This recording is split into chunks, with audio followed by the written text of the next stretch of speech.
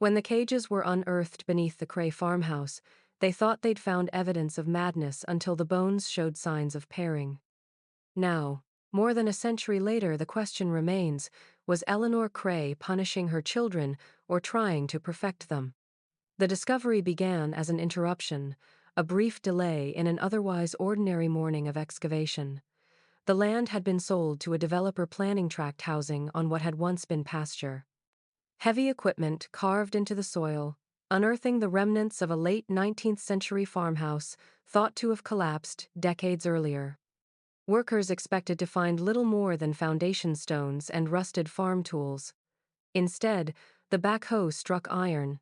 The sound, a dull metallic resonance, echoed in a way that suggested structure rather than debris. When the operator stepped down to inspect, he found the earth caved inward, revealing the corner of a buried room. Inside, the air was different, dense, almost sweet, with the odor of decay long sealed from light.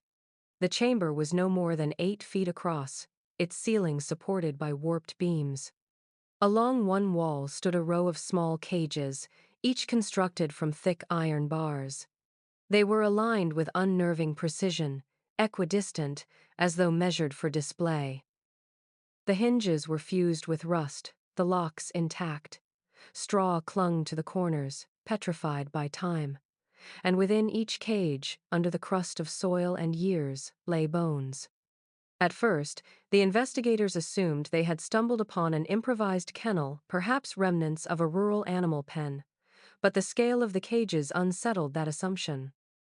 Some were too small for livestock, too narrow even for dogs. When the forensic team arrived, they noted the diversity of remains. Rib cages unmistakably human mixed with those of smaller animals. Vertebrae of infants lay beside those of lambs, tiny finger bones tangled with hooves. The arrangement suggested not accident, but intention. Dust settled over everything, muting the scene into shades of gray. On the farthest cage, half hidden beneath a beam, one latch bore a corroded tag. The inscription, carved by hand, was simple, 2 words pressed into metal with deliberate force. Asterisk, asterisk, mother's room, asterisk, asterisk. It was this detail that silenced the excavation crew. No one spoke for several minutes.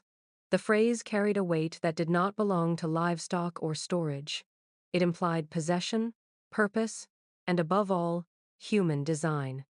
When authorities sealed off the site, local rumor filled the vacuum. Some claimed the farmhouse had belonged to a midwife, others that it was once a refuge for the sick.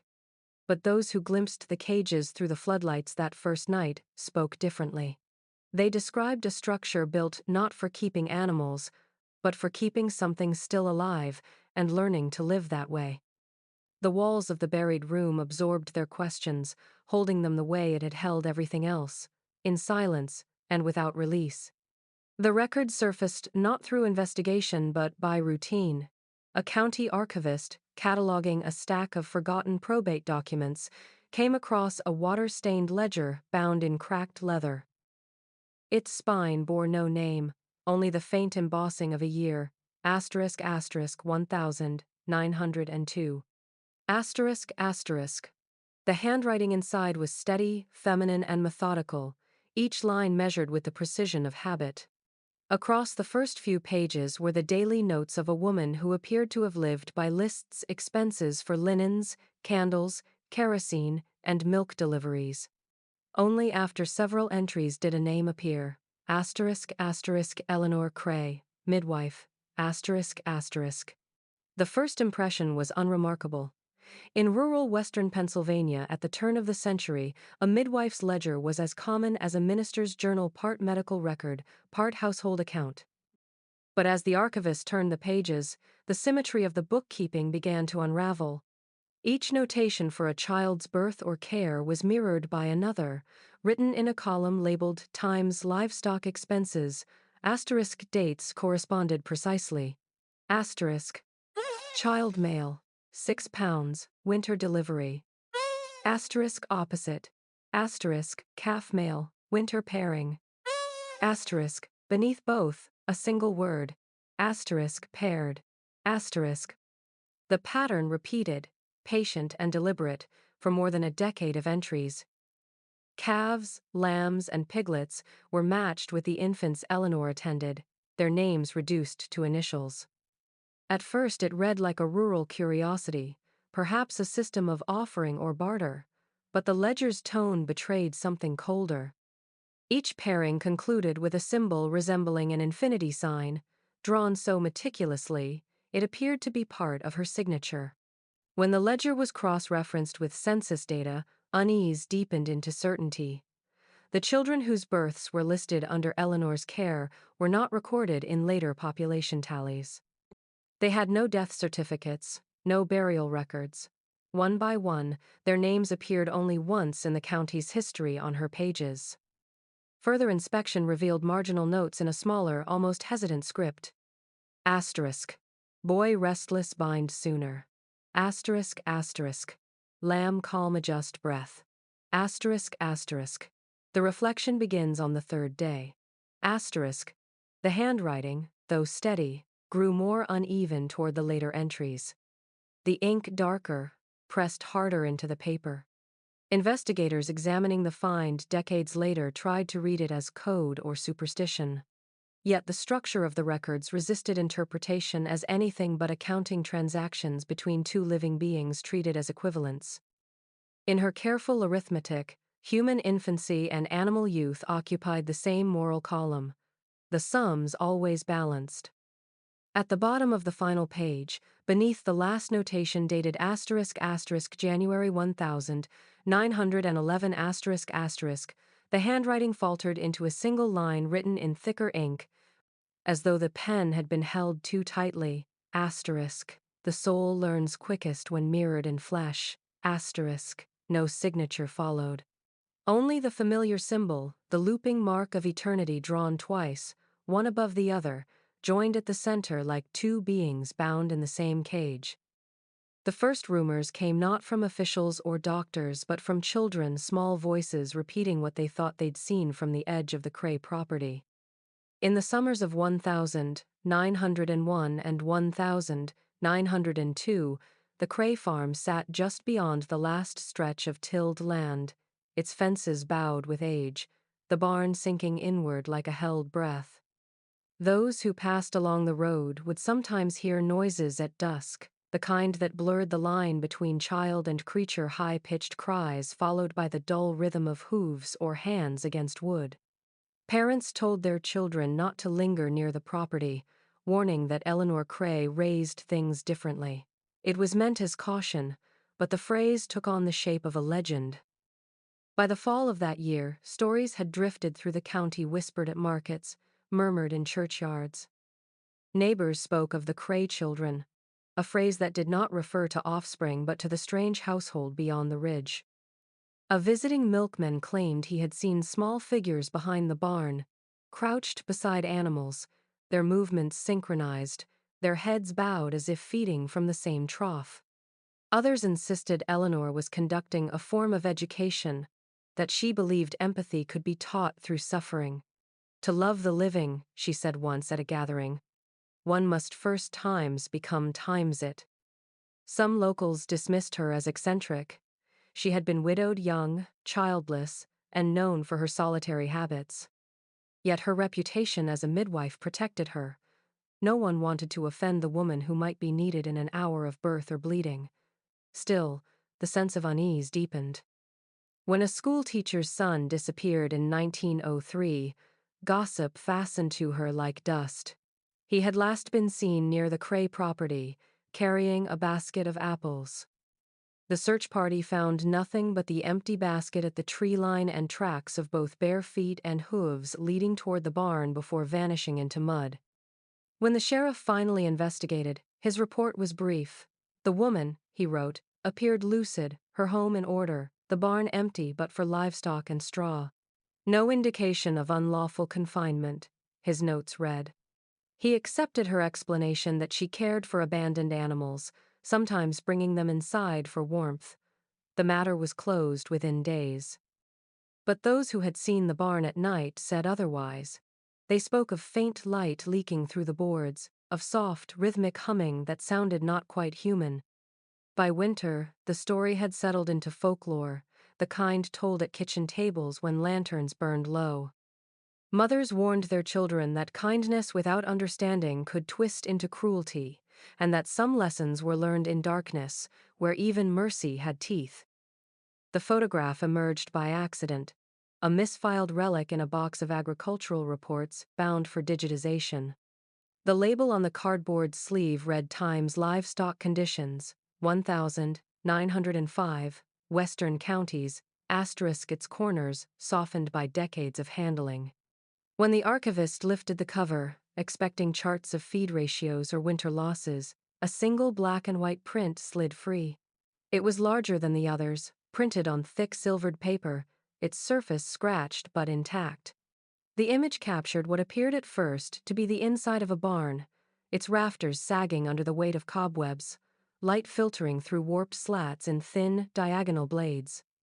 Straw blanketed the ground in heavy drifts, catching the light unevenly. At the photograph's center stood two goats, tethered by rope to a beam that divided the frame. Their heads were bent low, their eyes caught mid-blink by the long exposure, giving them an almost human weariness. But it was not the animals that drew the eye, it was the shapes beside them. Crouched low in the straw were figures small enough to be children, their outlines faint but undeniable. The longer one looked, the more the details resolved through the haze of age. A bent knee, the curve of a shoulder, fingers pressed against the dirt. One shape leaned toward the goat's flank, head lowered in mimicry of its posture. Another seemed to grip the rope, as if sharing the same tether. The archivist assumed the photograph to be misfiled evidence of rural poverty, perhaps orphans or field hands posed alongside livestock. But the image carried no photographer's mark, no annotation. In the bottom right corner, barely visible under magnification, were two faint initials EC and a number, *7. Asterisk. When researchers traced the reference to county property ledgers, the trail led directly to the Cray farm. Forensic analysts later rescanned the image using spectral filters to recover lost contrast. What emerged unsettled even the most skeptical among them. The figure's skin reflected light differently than the goat's fur, confirming the presence of bare flesh. One child's head appeared shaved, another's face partially obscured by the shadow of a cage or pen. The scene was not one of spontaneous play but of arrangement, a tableau constructed with deliberate symmetry. Historians argued over intent. Some suggested it was evidence of an early social experiment, an attempt at moral education through forced proximity to animals. Others believed it documented abuse concealed under the guise of science or faith.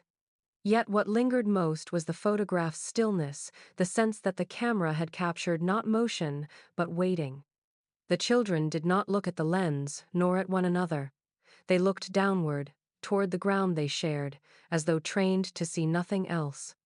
When the image was finally catalogued under its correct heading, the archivist refused to touch it without gloves. She said the photograph felt warm, as if it had only just been taken. The letter was discovered decades later, wedged between the pages of a parish register from 1903, its paper brittle, half the ink dissolved by damp. The handwriting was forceful, the strokes pressed deep enough to leave faint impressions on the page beneath. It bore the signature of Reverend Samuel Wicks, the minister of St. Jude's Chapel, whose parish boundaries included the far reaches of the Cray property. His words began formally, as if intended for church record, but quickly slid into something close to desperation. "The Cray woman keeps her brood not as children but as beasts," he wrote. "She believes salvation lies in the mirror of the animal." The phrasing was deliberate, theological, and horrified at once. What followed in the letter's fragmented paragraphs revealed a man struggling to reconcile doctrine with what he had seen.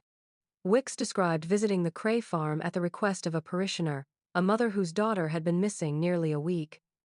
He wrote that he found Eleanor in her yard, kneeling before a tethered goat, speaking to it softly, as if in prayer. When he asked about the missing girl, she invited him toward the barn. There, he claimed, he heard what he first took to be the crying of infants, But when he stepped closer, realized the sounds came from deeper throats, neither human nor animal, but both.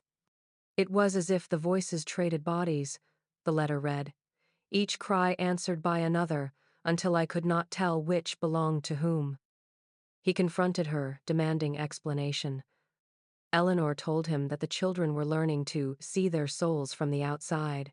Her tone, he wrote, was calm, almost devout. She believes she is perfecting them. She believes the creature's suffering is shared, and that through it they will rise purified. He described the barn as a kind of chapel, its walls lined with straw that smelled faintly of rot. He admitted he did not look inside the pens, claiming his courage failed him. The letter ends abruptly, the ink trailing into a blurred stain, as if cut short, mid-thought.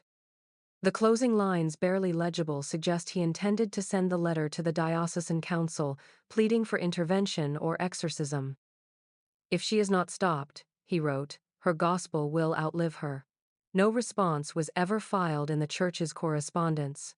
The archives record only that Reverend Wicks resigned from his post weeks later, citing ill health and visions. Parish gossip claimed he left the county entirely, heading east to a sanatorium in the mountains. But in one marginal note scrawled by a later clerk beside his name, there is a single phrase, asterisk, said he still heard the children's voices when the wind came through the rafters. Asterisk. The journals were uncovered during the restoration of an old cedar chest, its false bottom pried open by accident when a curator lifted the lining to repair the hinges. Inside, preserved by dryness and the faint scent of camphor, were 6 notebooks wrapped in discolored muslin. The covers were soft with age, the edges gnawed by mice, but the ink within remained strikingly legible. Across the first page of the earliest volume, written in an even, elegant hand, appeared the words, asterisk, asterisk, the Doctrine of Reflection. Asterisk, asterisk. What followed was less a diary than a scripture. A meticulous arrangement of lessons, meditations, and experiments presented as moral instruction. Eleanor wrote not as a woman descending into madness, but as one convinced she had found a form of grace. A child is born half animal, she began. To rise toward the divine, one must first confront the creature within. Her logic, rooted in a distorted fusion of scripture and natural philosophy, proposed that sin was a vestige of the animal soul, an inheritance of flesh that could be cleansed only by recognition. The method was simple in its cruelty. Each child, she wrote, must be paired with a living mirror, an animal whose instincts embodied the fault she sought to purge. A greedy boy must feed beside a piglet, that he might feel the shame of his appetite mirrored in the beast. A defiant girl must share her days with a stray dog, that she might see loyalty reflected and learn it through the contrast of disobedience. She believed the process would awaken empathy so profound that the line between human and animal would dissolve, revealing the soul's reflection in flesh. Her notes were disturbingly clinical. She recorded durations, reactions, and the moment each child recognized the bond. The phrase appeared repeatedly, underlined in red ink, as if it marked a sacred threshold. Some children, she claimed, resisted the mirror, their minds refusing to submit. Others, she wrote, entered reflection easily, their identities blurring with the creature's. When the heart learns pity, she wrote, it must first learn resemblance. Later entries grew darker, more confessional. Eleanor described the bond deepening beyond her control, children sleeping beside their assigned creatures, speaking to them, imitating their sounds. They lose speech first, she noted, then shame, then separation. The language of spiritual elevation gave way to something else, fear disguised as awe. I see in them a merging I did not intend, she confessed in the final journal. They no longer seek my approval, they seek each other. The last page bore only one line, written with a trembling hand as though she could not bring herself to stop writing even after the thought had turned against her. When the mirror looks back, it does not always forgive what it sees. The pattern was not recognized until long after the ground itself had forgotten. Between 1899 and 1908, 12 children vanished from the same stretch of rural Pennsylvania countryside, scattered across farms, mills, and tenant houses that shared only distance and poverty. The missing were small, often nameless beyond the pages of local newspapers: an apprentice boy who failed to return from tending sheep, a farmhand's daughter who disappeared after bringing supper to the fields, two brothers last seen following a peddler's wagon down the road. Each absence was explained away with the ease of a world that could afford to lose the young. They had run away, been taken in by relatives, died quietly in woods too wide to search. The county ledger recorded them as accidents, the kind that happened everywhere and therefore mattered nowhere. Only decades later, when forensic teams sifted through the ruins of the Cray property, did those names return to the surface, like bones through thawing earth. The excavation was methodical, conducted in a silence broken only by the scrape of trowels and the low hum of generators. Beneath the farmhouse, in a layer of compacted soil untouched since the fire of 1911, investigators uncovered partial skeletons arranged in unsettling symmetry, limbs folded neatly, ribs pressed close to animal remains, as though laid side by side.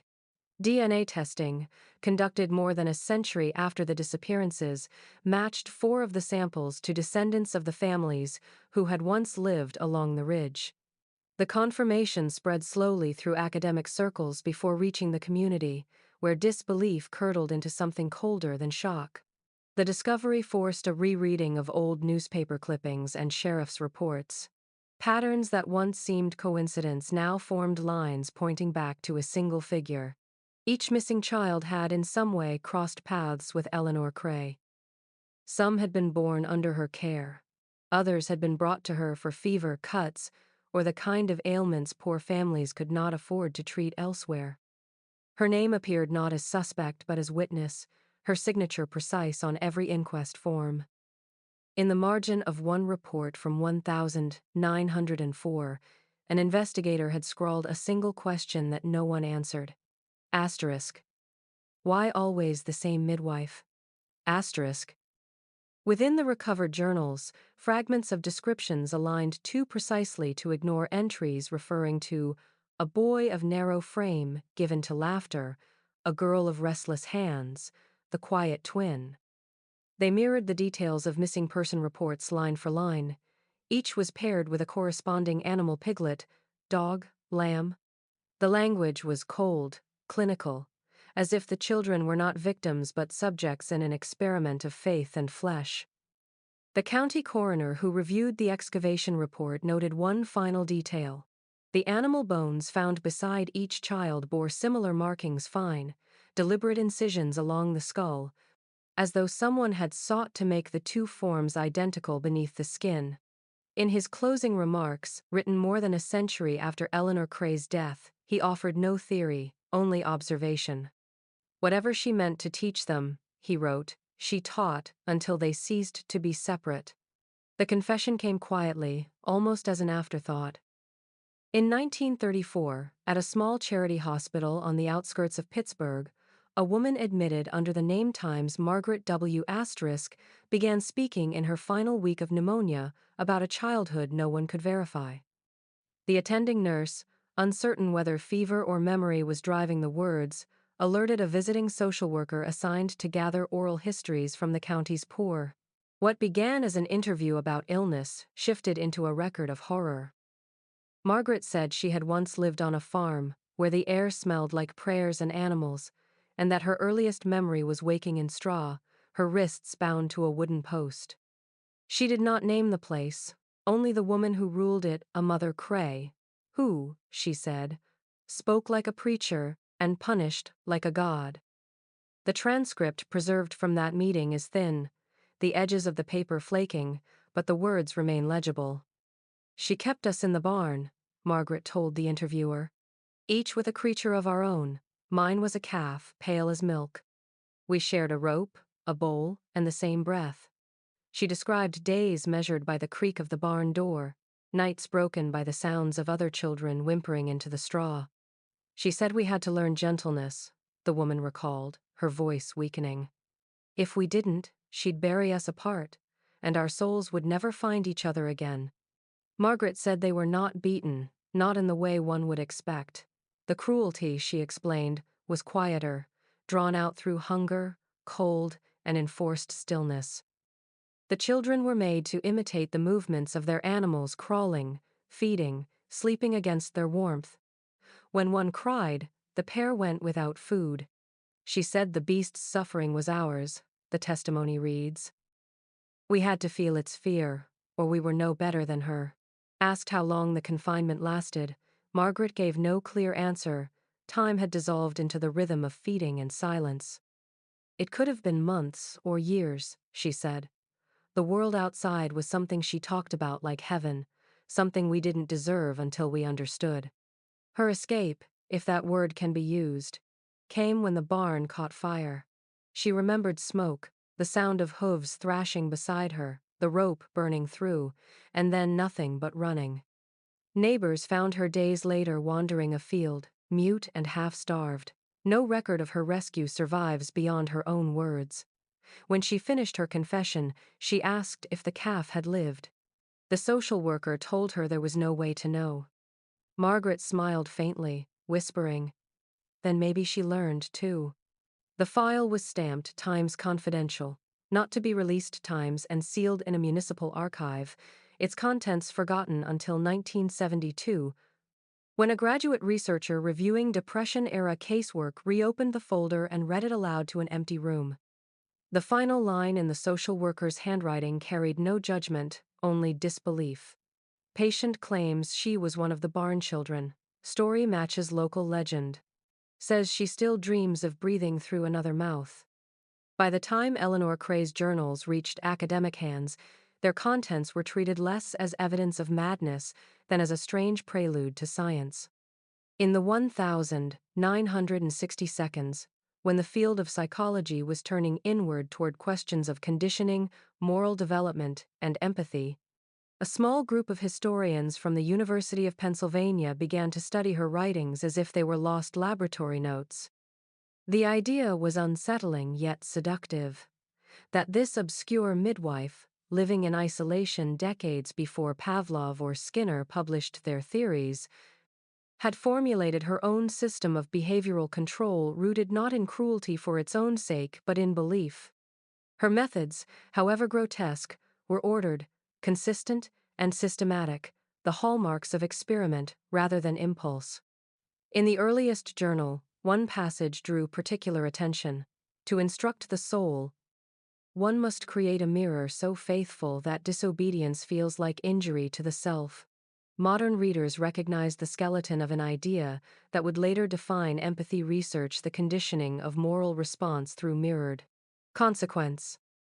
The historians began to argue that Eleanor Cray might not have been a lone zealot at all, but an unacknowledged participant in the early scientific exploration of morality.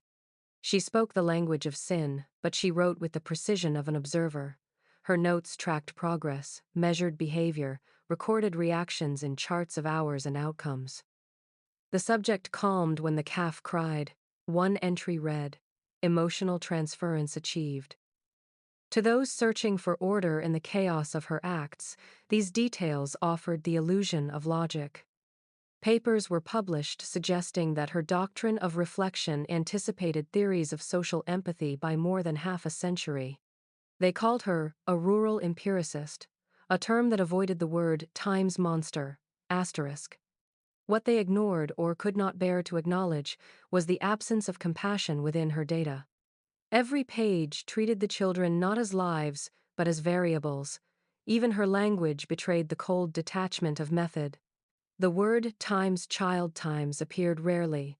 She preferred times subject times or times mirror, asterisk. As scholars reinterpreted her work, they began to wonder whether her isolation had been imposed by madness or chosen for purity.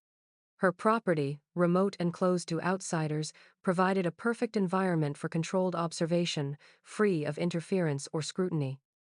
The barn was not merely a place of confinement, it was a laboratory stripped of ethics, a space where pity was considered contamination.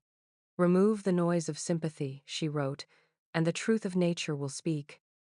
The realization that her doctrines mirrored legitimate psychological principles made her legacy more disturbing, not less. It suggested that the gulf between morality and science, faith and cruelty, was far thinner than history preferred to admit. In the silence of her farm, Eleanor Cray had pursued an ideal shared by her century's brightest minds, the transformation of instinct into virtue, empathy into obedience. What separated her from them was not intent, but isolation. Alone, unchallenged, she had tested her theory to its end, proving only that when the experimenter becomes her own god, every subject is a sacrifice. The fire began just after midnight on the coldest night of that winter. A hard frost had crusted the ground, the kind that snapped underfoot like breaking bone, and the wind had swung east, carrying the smell of smoke before the first tongues of flame were seen. By dawn, what had once been the Cray farmhouse was nothing more than a hollow of char and ice, its chimneys jutting from the ruin like blackened teeth. The blaze consumed everything: walls, rafters, the barn that stood to the west, and in its aftermath, only the well and a few iron fittings survived. Eleanor Cray's body was never found. Neighbors, roused from their beds by the glow on the horizon, remembered the sound before the sight, a long, rising cry that was neither entirely human nor entirely animal. It rolled down the valley in waves, punctuated by the popping of timber and the distant clamor of livestock breaking free from their pens. Those who reached the property in time to see the flames said the barn burned first, the roof already collapsed before the farmhouse caught. The snow around the structure melted into mud, streaked with ash, and something darker that no one cared to name. The official report filed by Sheriff Weller the following week described an accidental blaze, likely started by a knocked-over lantern or faulty chimney flue. He noted the absence of any accelerant and dismissed speculation of foul play. Yet in the margins of his own notes, later found in the courthouse archives, a single phrase appears underlined twice: asterisk, fire began in reflection room. Asterisk. The term meant nothing to the investigators then, but it would surface years later in Eleanor's journals, her name for the inner chamber of the barn where the children and animals had once been kept. Locals refused to accept accident as explanation. They spoke of judgment, of retribution, of something escaping the fire rather than perishing within it. One farmer claimed he saw a figure moving through the smoke, crawling on all fours, its back slick with flame. Another swore he heard words amid the howling Eleanor's voice, shouting scripture twisted into commands. When rescuers searched the remains the next morning, they found no human remains, only the carbonized skeletons of animals and what appeared to be the fused outline of a mirror embedded in the floorboards. By spring, the ash had hardened into a gray crust, and the property was left to decay. The county deed recorded it as abandoned, but the stories did not fade. Those who lived nearby said that when the wind shifted at night, it carried the same mingled cries that had risen during the blaze, part wail, part lowing, the sound of woman and beast joined in a single breath. Children were told not to wander near the ruins, though some did, returning pale and quiet, claiming to have heard something breathing beneath the earth. The official record called it a fire, the valley called it a cleansing, and somewhere between the two, history lost the body of Eleanor Cray. The film was found almost by accident, a relic too fragile to have survived at all.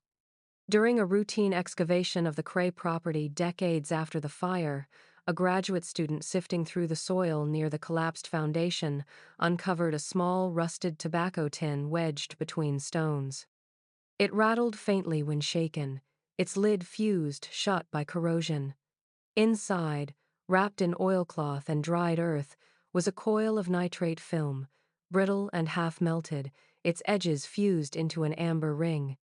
The fragment was short, barely 60 feet in length, but still recognizable as motion picture stock from the earliest years of cinema. Scratched across the leader were faint initials, asterisk EC asterisk and a single date, asterisk asterisk 1904, asterisk asterisk. At first, the reel was assumed to be a novelty, a home experiment by a curious rural woman fascinated with new technology. But when archivists at the State Preservation Lab carefully separated the frames, the images that flickered to life under restoration equipment left them silent. The first sequence showed the interior of a dim barn, light seeping through the slats and narrow columns. Dust motes shimmered like snow in the air. Against the far wall stood a row of iron cages. The camera held still for several seconds before movement entered the frame. Small, human shapes crouched low, their hands reaching toward animals pressed against the bars.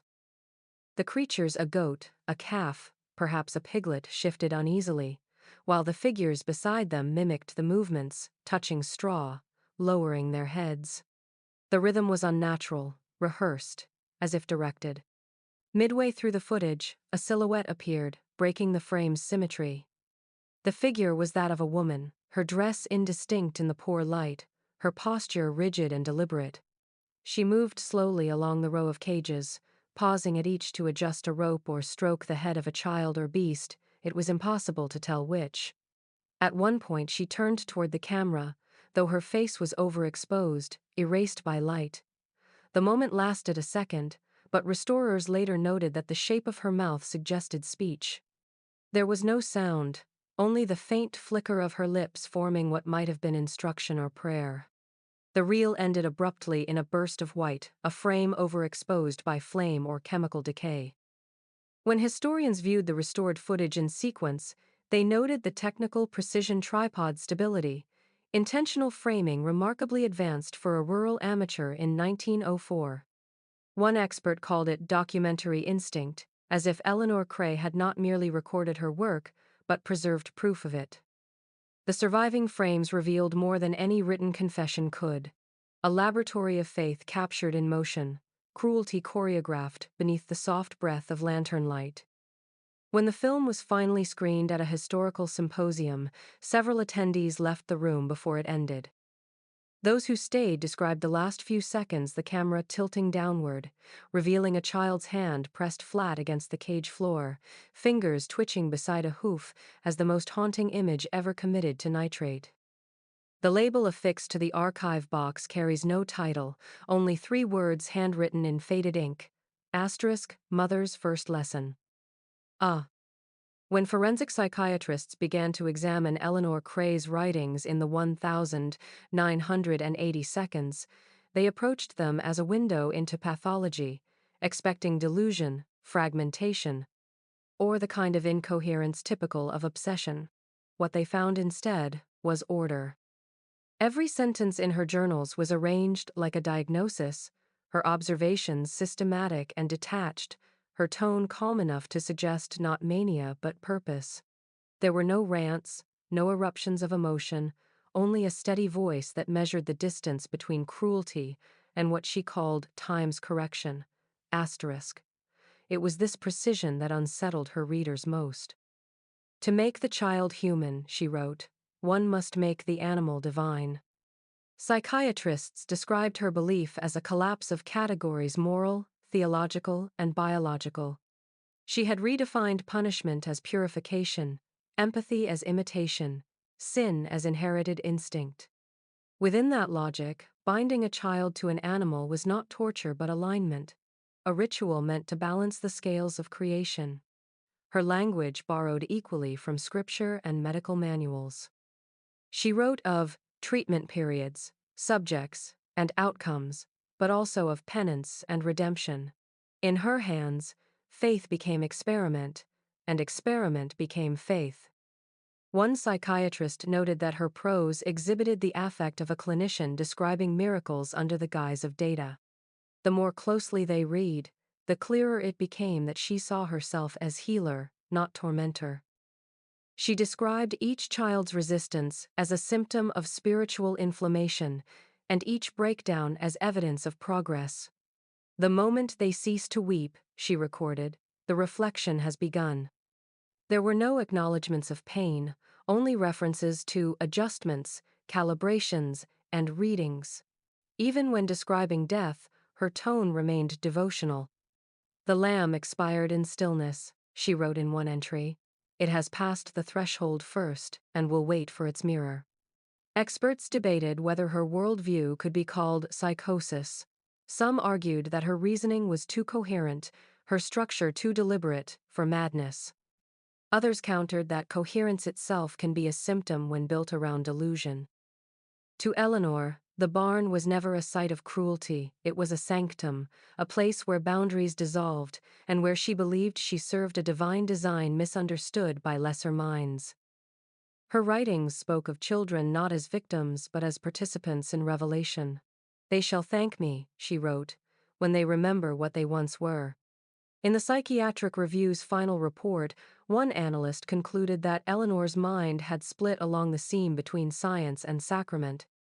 She had built a doctrine that gave her the authority of both priest and physician, answering to neither. Her detachment was not numbness but conviction. She did not inflict pain because she enjoyed it. She inflicted it because she believed it necessary, the way a surgeon cuts to heal. To her, every scream was a step toward grace. She saw cruelty, the report reads, the way a saint might see sin not as horror, but as the raw material of salvation. The silence did not settle all at once. It thickened slowly, over decades, until the story of the Cray farm became something people remembered only by not remembering. In the small towns scattered along the valley, the ruins turned to dust, but the boundaries around them remained drawn not by fences or maps, but by the quiet agreements of those who had lived near enough to hear the screams. By the mid-20th century, the Cray name had vanished from conversation entirely. Older residents spoke only in fragments, and even those came out with unease, like words spoken in a church where someone might still be listening. When journalists and historians began asking questions in the 1,970 seconds after the discovery of the sealed social work files and the strange ledger, they found resistance that bordered on fear. Doors stayed half-closed. Interview requests went unanswered. The descendants of neighboring families, farmers, tradesmen, the same names that appeared in early property ledgers, refused to speak on record. A few admitted off tape that their grandparents had passed down warnings: never dig too deep near the ridge, never buy the land, and never invoke the Cray woman's name after sunset. It was not superstition, they insisted, but respect. She was gone, one man said, and that's how it needs to stay. Deed searches revealed an odd pattern. The parcels that bordered the old Cray property changed hands frequently, yet every contract contained nearly identical clauses forbidding future excavation, construction, or sale beyond family lines. The language was almost ceremonial, phrases like asterisk, the soil shall not be disturbed, asterisk, repeated for nearly a century. No one could explain who had first drafted the condition, though one archivist noted the earliest deed with the clause bore the faint watermark of the county's parish office, not a legal firm. It was as if the prohibition had been sanctified rather than legislated. When researchers turned to the church archives for clarification, they found the silence literalized. Between 1,898 and 1,911, the years of Eleanor's work as a midwife, the parish registers contained abrupt gaps. Pages were torn neatly from the baptismal and death records, leaving ragged edges like missing teeth.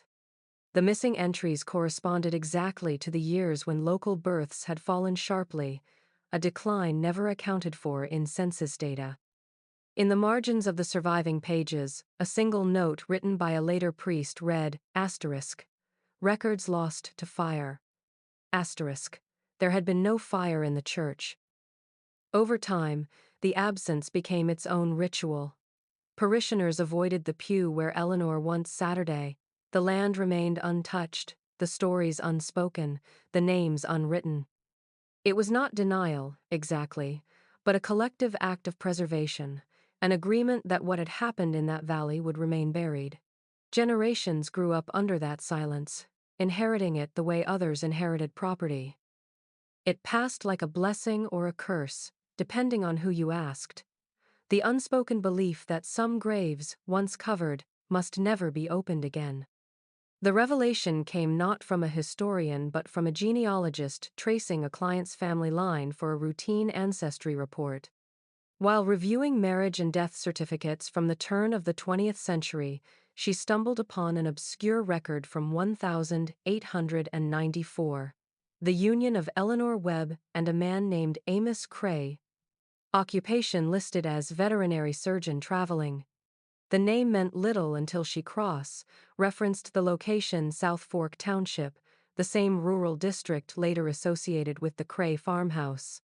From there, a pattern began to surface that redefined everything known about Eleanor's so-called Doctrine of Reflection. Amos Cray's name appeared across multiple county registries in the 1892, most notably in agricultural supply ledgers and veterinary licensing reports. He had studied briefly under an itinerant English animal physiologist who toured the eastern states performing demonstrations on the transfusion of blood between livestock, a crude, experimental practice at the time, long before modern understanding of blood types. His reputation was both admired and distrusted. Farmers claimed he could wake a dying beast with another's pulse, though others accused him of butchery disguised as science.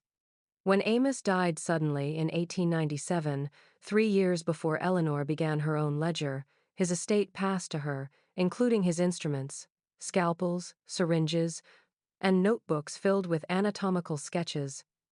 The genealogist, curious, shared the find with a medical historian who noticed something chilling. The format of Eleanor's pairing records, once read as symbolic, mirrored the language of early transfusion logs. The initials, weights, and pairing notes aligned perfectly with veterinary procedure sheets. Child 6 pounds, weak pulse. Piglet 7 pounds, paired. The phrase times paired times could easily have been shorthand for transfusion attempt. Marginal notes like stabilized after joining and diminished after withdrawal suddenly read not as moral allegory but as documentation of failed experiments. What she had called spiritual reflection might have been literal, a transfer of blood, the mingling of animal and human life under the guise of redemption. Historians revisiting the journals noticed new meaning in her phrases. Asterisk. The bond begins beneath the skin. Asterisk, asterisk. The child carries what it has taken. Asterisk. What once sounded like mysticism now echoed the vocabulary of crude medical trial. Even her fixation on empathy and resemblance fit the pattern. She may have observed behavioral changes caused by illness or blood contamination and interpreted them as moral transformation. The possibility transformed Eleanor from zealot to proto-scientist, though not in any redeeming way. She had taken her husband's unfinished work and recast it as theology, sanctifying his instruments as relics. Her barn became the fusion of two legacies, one of faith, one of experimentation, both devoted to mastery over life's boundaries. The genealogist's discovery reframed the old horror into something colder. It was never merely ritual. It was research.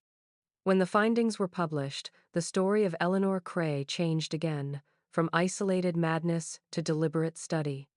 The line between cruelty and curiosity blurred completely. The phrase scrawled in her final notebook, once interpreted as scripture, now read as confession. Asterisk. To cure the soul, one must share its blood. Asterisk. The discovery came during the second phase of excavation, when the ground was believed to have surrendered all its secrets. Beneath what remained of the barn, a smaller foundation was detected by ground-penetrating radar, an irregular square buried deeper than the rest, sealed by a layer of concrete poured long after the fire. When the team broke through, a rush of stale chemical air escaped, carrying the acrid tang of formalin and rot, long sealed in the dark. Floodlights revealed a chamber no larger than a root cellar, yet unmistakably designed for purpose. The walls were lined with hooks spaced at even intervals, their iron tips darkened with residue. Heavy chains hung from the beams, coiled like sleeping serpents. In the center, a circular drain glistened under the lights, its rim etched smooth by use. What unsettled the archaeologists most was the precision of the space. It was not the chaos of a murderer's lair, but the order of a laboratory. Along one wall stood wooden shelving, warped by moisture yet still holding rows of glass jars sealed with wax. Each bore a paper label, its ink faded to brown, asterisk specimen A times through times, specimen M asterisk. The jars were filled with cloudy liquid in which small shapes floated fragments of tissue, bone, and what appeared to be sections of organ preserved in varying stages of decay. Some were unmistakably human, others were not. When forensic specialists analyzed the contents, the results shattered any hope that the chamber's purpose could be misread. DNA testing confirmed that several samples matched remains recovered from the cages above. Human tissue shared genetic material with animal specimens preserved beside it, evidence of grafting or transfusion, so crude it defied medical sense.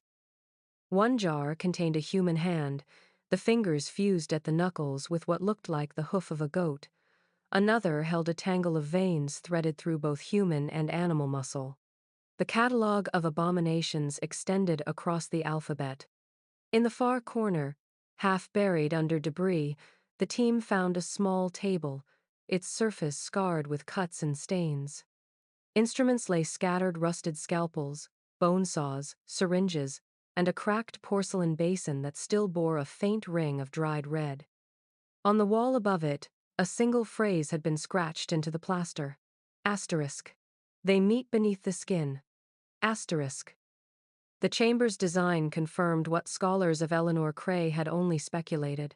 This was no cellar of confinement, it was a place of procedure. Every detail, drainage, shelving, ventilation spoke of repetition, of work refined through habit. It was the anatomy room of a woman who believed she could merge spirit and flesh, redemption and blood. The county sealed the site after cataloging the remains, declaring it unsafe for further study. Yet those who had entered described a final, lingering detail that photographs could not capture. Even after a century, the air in that room seemed alive, pulsing faintly, as if something long separated still waited to finish what she had begun. The breakthrough came not from new evidence, but from a pattern hiding in plain sight. A historian named Ruth Heller had spent years studying the Cray archives, reassembling the fragments of Eleanor's ledgers, journals, and surviving parish records. Most scholars had stopped at the horror, treating the pairing codes as indecipherable shorthand for cruelty, but Heller noticed something mathematical beneath the madness. Each entry in the ledger contained a sequence of numbers and initials, columns of dates, weights, and symbols that had never been fully decoded. They seemed arbitrary, until she realized the first column aligned perfectly with county birth registries from the same years. Every child listed in Eleanor's book matched a real, recorded birth within a 10-mile radius of the Cray property.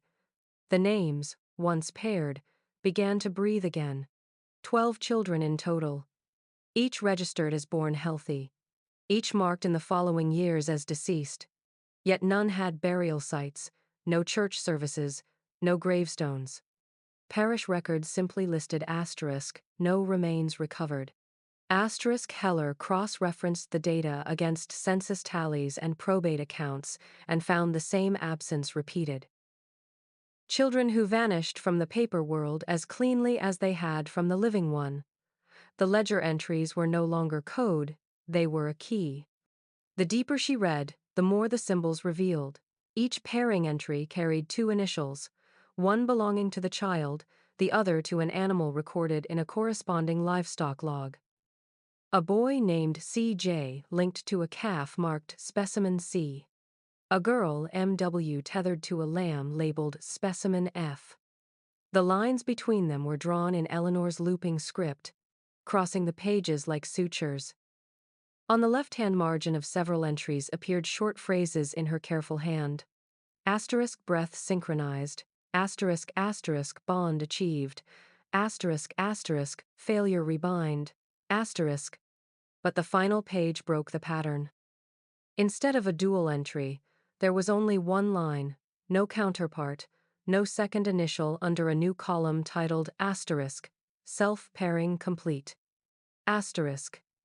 The date read the 2nd of January 1911, just weeks before the fire that consumed the Cray property. The handwriting here was unsteady, ink smudged as if written in haste. Beneath the notation, a faint dark stain bled through the paper, as though something wet had touched it before it dried. Scholars speculated endlessly on its meaning. Some believed self-pairing marked the culmination of Eleanor's theory, a final attempt to merge human and animal blood within her own body, uniting the two halves of her doctrine. Others thought it symbolized collapse, an experiment turning inward, a madness feeding on itself. The phrase suggested completion, but also extinction. When Heller presented her findings, she concluded her paper not with analysis, but with a question that echoed the same dread that had haunted the county for a century. Asterisk. If the children's names were meant to vanish, what does it mean that hers was written last? Asterisk. Afterward, she sealed the reproduction of the final page behind glass. Visitors to the archive say that under certain light, the inked words appear faintly raised, as though written in something thicker than ink, something that had once pulsed. The reconstruction of that final night began like a forensic seance, piecing together what little the fire had left behind. The official report from 1911 was spare 37 lines of bureaucratic language about flammable oils, faulty lanterns, and prevailing winds, but beneath its caution, the details betrayed a darker geometry. Investigators decades later overlaid the original notes with aerial maps, calculating wind direction, flame spread, and char patterns. The data told a story of sequence rather than chaos. The first ignition point, they determined, was not in the farmhouse kitchen as once believed, but beneath it, in the small, sealed space that later generations would call the reflection chamber. The evidence was precise. The burn lines radiated outward from the cellar's center, where the temperature had reached an intensity capable of melting iron hooks and warping stone. In that space, among the collapsed beams, searchers had found a single warped object, a large mirror, its glass melted into the shape of an oval, fused with fragments of bone too disfigured to separate. The object had cooled into a solid mass, like sculpture born of fire. The coroner who examined it refused to guess whether the bone was human or animal. His final note in the record was the only sentence that seemed honest. Asterisk. Subject indistinguishable. Asterisk. Forensic modeling recreated the hours before the blaze. Lantern soot marks on the surviving wall beams indicated that someone had been working below ground long after midnight. The wind that night was strong and dry, carrying through the open cracks of the old barn siding. The fire spread upward in a vertical column, drawn through the vents Eleanor had cut into the chamber walls decades before for air circulation. Witnesses from neighboring farms recalled seeing a glow that shimmered low to the ground before bursting into a pillar of orange. Whether she meant to burn or simply miscalculated, no one could say. The journals recovered near the scene hinted that Eleanor had reached the final stage of her theory times self-pairing. Asterisk, one entry from the preceding week read, Asterisk, the vessel must become both host and offering. The reflection accepts its maker. Asterisk, to those who studied her work, it sounded like the language of sacrifice disguised as triumph. In the reconstruction's final report, computer models showed that the heat from the initial blaze would have trapped anyone inside within seconds. There would have been no time to climb the narrow stairs or reach the door. Yet the charred soil contained signs of movement drag marks, a partial handprint pressed into ash. It was as if someone had crawled toward the furnace rather than away from it. When the coroner's summary was re-examined years later, the absence of a body no longer suggested mystery but inevitability. The mirror fused with bone had become her monument, her doctrine reduced to glass and calcium. In the end, the widow who spent her life trying to merge flesh and reflection achieved it through fire. The flames erased distinction, human, animal, spirit, leaving behind only a single form, unrecognizable, complete. The tapes surfaced in 1978, buried in the back of a university psychology department's storage room, labeled simply Times, Field Study, South Fork Oral Histories, asterisk. They had been recorded years earlier by graduate students conducting research on collective trauma in rural communities. The project had never been completed, and the reel-to-reel tapes were left untranscribed, gathering dust. When they were rediscovered decades later, their contents defied the dry academic intent of the original study. What began as a series of interviews about small-town folklore unraveled into a catalog of recurring nightmares, each circling back to the same impossible image: children crawling through straw with the heads of lambs. The voices were frail, wavering under age and memory, yet eerily consistent. An elderly man described dreams that had followed him since boyhood. They move slow like they're heavy. You can hear the rope drag behind them. A woman, her tone almost apologetic, said she used to wake to the sound of something breathing under the floorboards. Another recalled her grandmother warning her never to look directly into mirrors after dusk, claiming that reflections could borrow faces if you stared too long. None of the interviewees had lived during Eleanor Cray's lifetime, yet all spoke as if the events had touched their own families. They remembered not facts but feelings, a smell of smoke that wasn't there, a barn they swore once stood at the edge of a field that no longer existed. When psychologists later analyzed the tapes, they noticed patterns too deliberate to dismiss as coincidence. The same phrasing recurred across different interviews, the same cadence of fear. More than half of the participants reported dreams involving animals and children interchanging shapes, a phenomenon the analysts labeled intergenerational imagery displacement. The community, they concluded, had inherited the trauma of the Cray legacy without inheriting its details. History had been erased, but its echo had survived in sleep. Acoustic specialists cleaned the recordings, amplifying background noises. In one tape, a faint sound emerged beneath the speaker's voice, a rhythmic creaking, like wood swaying or rope tightening. At first it was dismissed as interference, but the same sound appeared on several reels, recorded on different days. It pulsed faintly, steady as breathing. The phenomenon unnerved the review team enough that one archivist refused to continue listening, saying the silence between testimonies felt crowded. When the restored collection was finally archived, a transcript was printed for reference. The final entry, spoken by a woman who had been a child during the 1911 fire, contained the only direct reference to Eleanor by name. "She said we weren't supposed to forget," the woman whispered. She said remembering was the punishment. The psychologists who annotated the line noted it as evidence of collective guilt manifesting as dream contagion. Others, less clinical, read it differently. They believed the valley had never stopped listening, that through decades of silence, the story had continued telling itself, waiting for someone to press play. The discovery came not from a historian, but from a technician running a calibration test. In 2024, as part of a statewide digitization project, the Pennsylvania State Hospital archives were being scanned for preservation. Thousands of brittle files, long forgotten in temperature-controlled storage, were passing under the glass of a digital reader when one record caught the operator's eye. It was a single page, folded into thirds, attached to an index card that bore the initials times EC asterisk and the year 1911. The document was brief, just a line of patient information typed in fading ink, followed by a signature that time had almost erased. It read, Asterisk patient admitted under alias Mary L. Diagnosis obsessive empathy delusion. Escaped custody, February 1911. Asterisk. The note was filed under the patient ledger for the Williamsburg Asylum, located 40 miles from the Cray property.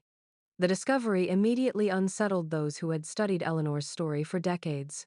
If the entry was genuine, it meant she had not perished in the fire at all, or, at least, not in the way history had believed. She had been institutionalized in the months leading up to the blaze, under an assumed name only to flee. Days later, the Cray farmhouse burned. the correlation was too precise to dismiss as coincidence. The digital copy of the page revealed details invisible to the naked eye.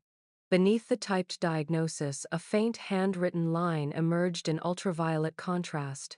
Asterisk, believes the suffering of others can be exchanged. Claims the animal soul is unfinished without human witness. Asterisk. The words mirrored the very language of her journals. It was as if she had brought her doctrine into the asylum walls, continuing to preach it even under confinement. The notation that followed was coldly procedural. Asterisk. Recommended isolation. Patient exhibits persuasive calm. Asterisk. Historians retraced the dates.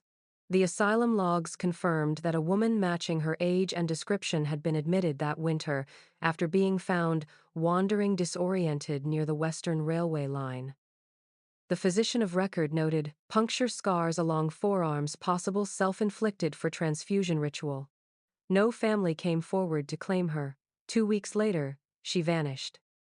The ledger entry for her escape was marked with bureaucratic understatement. Asterisk. Patient unaccounted for, presumed deceased in subsequent local incident. Asterisk. That incident, the fire, occurred 3 nights later. The implications reshaped a century of speculation. If Eleanor escaped, the question became whether she returned home to destroy her work or to finish it. The archivists reviewing the document could not ignore the symmetry. A woman obsessed with merging life and reflection disappears from a hospital built on the treatment of delusion. And within days, her home erupts in flame, leaving only melted glass fused with bone. The digital scan ended where the record did, with no notation of death, no burial, only a blank space after her name. It was as though the state, like the town before it, had chosen silence over conclusion. When the technician uploaded the image to the public database, the system automatically generated a tag based on the first words visible on the page. It read simply, asterisk, patient still at large, asterisk. The closing scene unfolds in silence, the kind that carries weight rather than emptiness. The camera moves through the excavation site one final time, its lens tracing the outlines of what remains earth scarred by years of digging, foundations exposed like ribs. The voice of the narrator enters only as a whisper, almost hesitant, as if afraid of disturbing what still lingers beneath the soil. By then, the audience has already seen the ledger, the film reel, the journals, the melted mirror. But what the archaeologists uncover in this last dig, deep beneath the old barn's foundation, renders every previous revelation small. The artifact appears after a rainstorm, when the ground softens and a section of the lower trench collapses inward. There, embedded in the clay, lies a small skeleton, unmistakably that of a goat. Its bones are nearly pristine, preserved by the minerals in the soil. But the true horror is not in the animal's remains, it is what clings to them. Wrapped around the rib cage is a length of iron chain, its links fused into the bone itself, as though absorbed over time. At the end of the chain hangs a single shackle, no larger than what would fit the wrist of a child. The metal is warped by heat, one hinge still intact, locked. The camera lingers. No one speaks. The image is enough. Later analysis confirms that the chain's composition matches fragments recovered from the farmhouse ruins. One forensic specialist notes faint traces of blood along the inner lip of the cuff, too degraded for DNA testing, but undeniably human. The finding draws a line between myth and proof, a physical link binding the living and the animal, the doctrine made literal in rust and bone. In the final narration, the voice poses the question that has haunted every frame of the documentary. Asterisk, was Eleanor Cray a monster, or a prophet who believed she could cure cruelty by binding innocence to its reflection? Asterisk. The words echo as the footage shifts to the melted mirror recovered decades earlier, its glass warped into liquid curves, capturing only distorted outlines of light. The reflection flickers half human, half unrecognizable, and then fades. The last minute is sound alone. The faint hum of the archival room dissolves into static, And within that static comes a rhythm too deliberate to be coincidence. A breath in, a breath out. Then another, higher, softer, almost answering. The sounds overlap until the distinction blurs completely, human and animal exhaling in the same cadence, united by the same air. The screen darkens. The audio peaks into a low, pulsing hiss, the noise of something still alive, somewhere beyond the frame.